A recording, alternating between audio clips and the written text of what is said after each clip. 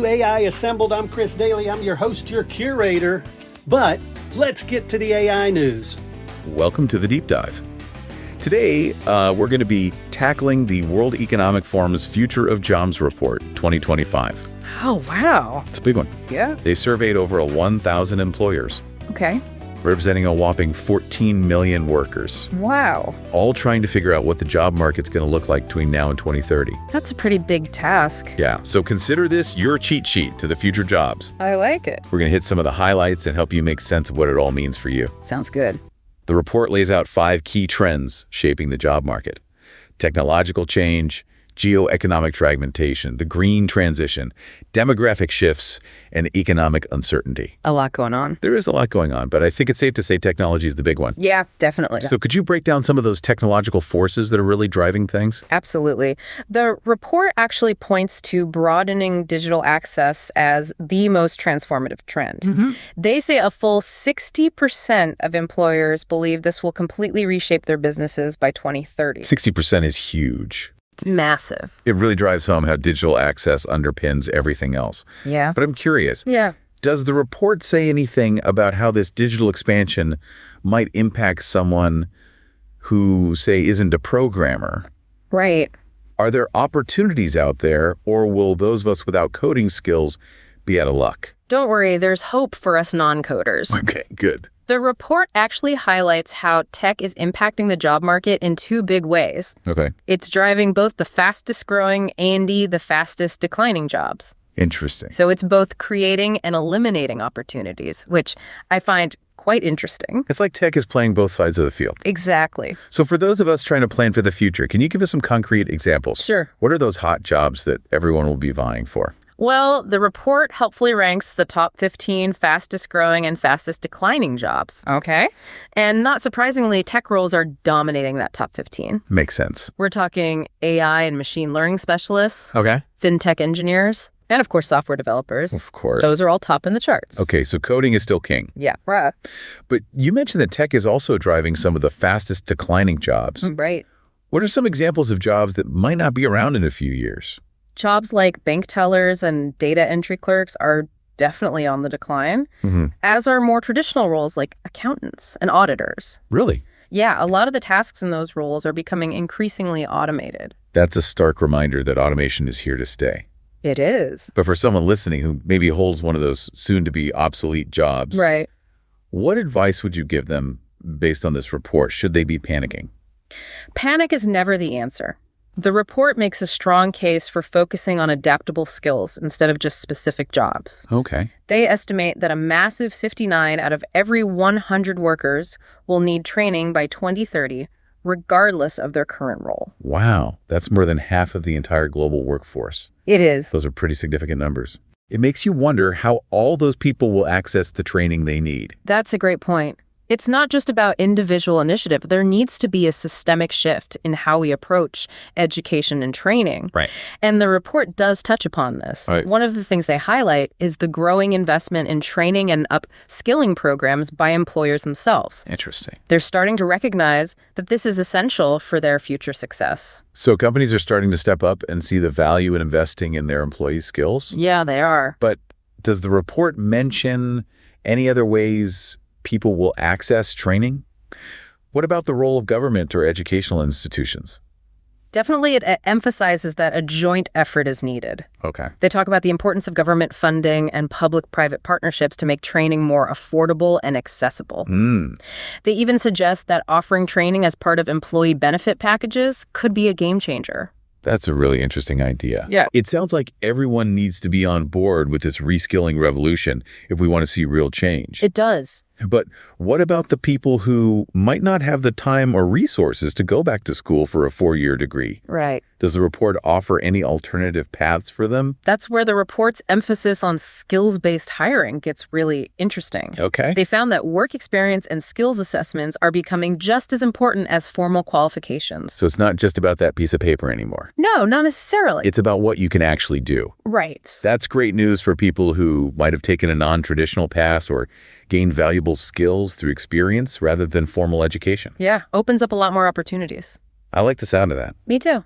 Speaking of leveling the playing field, I was really struck by how the report emphasizes the need for more diversity, equity, and inclusion in the workforce. Yeah. It's not just a social issue, it's an economic imperative. Absolutely. The report's findings are very clear on this point. Right. Companies with more diverse leadership teams and workforces perform better financially. Interesting. They're more innovative, more adaptable, and better able to understand and serve a diverse customer base. It makes you wonder why more companies haven't prioritized this sooner. Yeah, you would think. I mean, the data is It is. diverse teams are simply more successful. Well, it's encouraging to see that the report highlights a growing awareness of this issue among employers. Okay.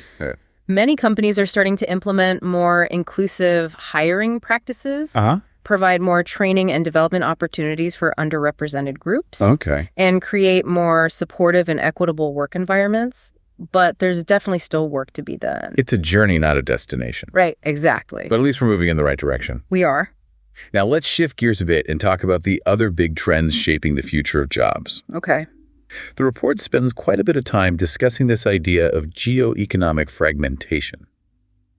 Right. Sounds pretty technical, Yeah, it's a mouthful. but could you break that down for us in simple terms?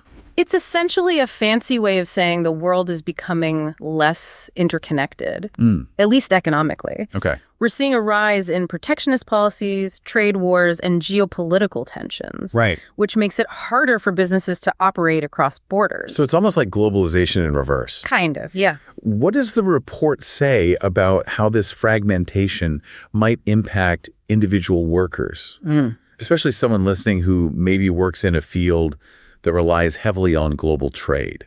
It's definitely something to pay attention to. Okay. The report suggests this trend could lead to more regionalized economies, with companies focusing more on domestic markets and supply chains. Okay. This could create shifts in demand for specific skills and occupations, Right. depending on what each region prioritizes. So instead of thinking about a single global job market, Right. we might be looking at a patchwork of regional job markets, Yeah. each with its own set of rules and opportunities. How can someone prepare for that kind of uncertainty? The report emphasizes the importance of staying informed about developments in your industry and region. Right. It also encourages people to develop adaptable skills that are transferable across different contexts. So it's not just about mastering a specific job, it's about becoming a lifelong learner who can adapt to whatever changes come your way. Exactly. That's a valuable insight. Yeah. It's not about predicting the future, it's about being Right. prepared for anything. Right. Now, earlier we talked about the impact of technology, but the report also highlights another major force driving change in the job market, the green transition. Yes. Can you explain what they mean by that and how it relates to the future of jobs? The green transition refers to the global shift towards a more sustainable and environmentally friendly economy. Okay. The report highlights how climate change and the need to reduce carbon emissions are creating a surge in demand for green jobs across a wide range of industries. That's exciting. It's not just about saving the planet, it's about creating new economic opportunities. Exact. Can you give us some examples of what these green jobs might look like? Sure, we're talking about jobs like renewable energy engineers who design and install solar and wind power systems, environmental engineers who develop solutions for pollution control and resource management, and specialists in electric and autonomous vehicles who are at the forefront of a revolution in transportation. It sounds like these green jobs require a whole new set of skills and knowledge. How can someone prepare for a career in this growing sector? The report emphasizes the importance of education and training programs that focus specifically on green technologies and sustainability practices. Okay. There's also a growing need for professionals who can combine green skills with other in-demand skills like data analysis or software development. It's like a green tech revolution. It is. It's encouraging to see that sustainability is not just some niche trend. It's becoming a core part of the future of work. Exactly. The report makes it very clear that the green transition is here to stay. Okay. And for anyone looking to future-proof their career, developing green skills is a smart move. I love how this report ties together so many different threads: technology, sustainability, the changing nature of work itself. Yeah. It paints a complex, but ultimately hopeful picture of the future. I agree. It's not about sugarcoating the challenges, but it offers a roadmap for navigating those challenges and creating a future of work that is both prosperous and sustainable. Yep. And it emphasizes the need for collaboration between businesses, governments, educational institutions, and individuals. That brings us to another key takeaway for the report, the importance of lifelong learning. Yes. With the job market changing so rapidly, it's no longer enough to just get a degree and call it a day. Right. We need to constantly be updating our skills and knowledge to stay ahead of the curve. Absolutely. The report stresses the need for a fundamental shift in how we think about education and training. It's not just about acquiring knowledge, it's about developing adaptability, resilience, and a willingness to embrace lifelong learning. So it's not just about what you know. It's about your ability to learn and adapt to new information and new challenges. Right. That's a pretty big mindset shift for a lot of people. It is, but it's essential if we want to thrive in this rapidly changing world. Okay. And the good news is that there are more resources available than ever before to support lifelong learning. That's good. We have online courses, MOOCs, boot camps, mentoring programs, and a wealth of free information available online. Wow. It's really about taking ownership of your own learning and development. And seeking out opportunities to connect with others who are also on this journey of lifelong learning. Yeah. It's about building a community of support and shared knowledge. Exactly. And I think that's a great segue into the report's emphasis on the importance of community and collaboration. Yeah. They talk about the need for stronger public-private partnerships to support reskilling and upskilling initiatives, as well as the role of government in creating a more equitable and accessible education system. So it's not just about individuals figuring this out on their own. It's about creating a system that supports everyone's success. Right. It's about recognizing that we're all in this together. Precisely. And that's a powerful message, especially in a world that often feels increasingly divided and uncertain. Yeah. It reminds us that we have a shared responsibility to shape the future of work and to create a world where everyone has the opportunity to thrive. It feels like we've covered so much ground in this deep dive, from AI and automation to the green transition and geoeconomic fragmentation. Yeah, it's a lot. It really is a lot to take in. But as we wrap things up, Yeah. I'm curious, what stands out to you as the most important takeaway from this entire report? You know what really struck me is the emphasis on what they call human-centered skills. It's fascinating because while technology is obviously a major disruptor, Right. the report doesn't paint a picture of robots taking over the world. Instead, it actually highlights how tech is making those uniquely human skills even more valuable. It's like technology is pushing us to become more human, not less. Exactly. In a world where AI can handle routine tasks and process information at lightning speed, Yeah. it's our ability to think critically, solve complex problems, be creative, and connect with others on an emotional level that truly sets us apart. So it's not about competing with machines. Wow. It's about leveraging our human strengths in ways that complement technology. Right. And the report actually provides some compelling data to back this up. They found that skills like creativity, critical thinking, communication, and emotional intelligence are becoming increasingly important across a wide range of industries, Okay. not just those traditionally seen as creative. It makes you wonder how we can develop these human-centered skills. Right. Can you really teach someone to be more empathetic or more creative? That's a great question, and one that the report touches upon. They highlight the need for education and training programs that focus on these skills, not just technical skills, Right. but also things like collaboration, communication, and problem solving. They also talk about the importance of mentorship and apprenticeships, Okay. where people can learn these skills from more experienced professionals in real-world settings. So it's not just about formal education. Right. It's about fostering a culture of continuous learning and development where people are encouraged to grow and evolve throughout their careers. Precisely. And it's about recognizing that these human-centered skills are not just nice-to-haves. Yeah. They're essential for success in the 21st century workforce. Another thing that stood out to me was the report's focus on diversity, Yeah. equity, and inclusion. Yeah, for sure. It really seems like businesses are finally starting to understand that building a more inclusive workforce isn't just the right thing to do ethically. It's also good for business. Absolutely.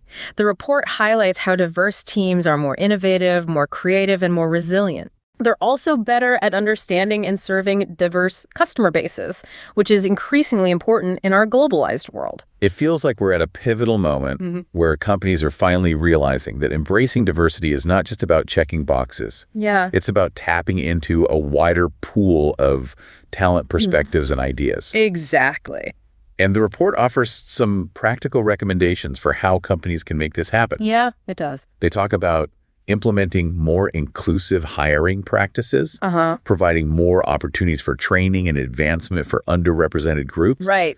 and creating more supportive and equitable work environments. It's about more than just making surface-level adjustments. So it's about creating systemic change. Right. It requires a commitment from leadership, a willingness to challenge existing norms, and a sustained effort to create a culture where everyone feels valued and respected. As we wrap up this deep dive, I think it's important to acknowledge that the future of work can feel a bit daunting. There are so many changes happening so rapidly, and it's hard to know what to expect. But I think the key takeaway from this report is that the future is not something that just happens to us. It's something we create by investing in ourselves, embracing lifelong learning, and working together.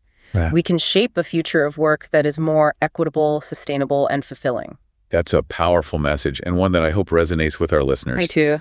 We've covered a lot of ground today, but I encourage you to check out the full Future of Jobs report on the World Economic Forum's website. It's a great resource. It's a treasure trove of insights and data that can help you navigate the changing world of work. And remember, the future is not set in stone. It's up to each of us to shape it. Thanks for joining us on this deep dive. We'll see you next time. Until then, keep learning, keep growing, and keep shaping your future. Join the Business Success Academy at freshmediaworks.com to connect with like-minded professionals, access essential resources, and stay ahead with the latest strategies for business growth. Visit freshmediaworks.com and click on the Business Success Academy logo to take your next step towards success today. Please be sure to subscribe and like so that more people can hear the amazing stories that are happening each and every week in artificial intelligence.